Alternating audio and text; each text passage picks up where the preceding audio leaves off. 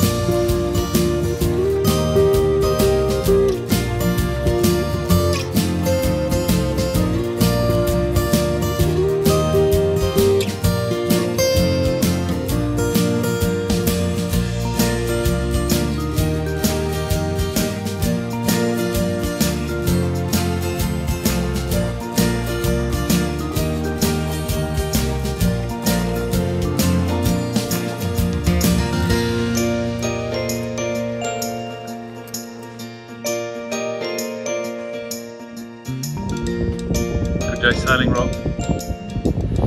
Yeah, it was good. Yeah, made good speed and had the tide with us. Went faster than we thought.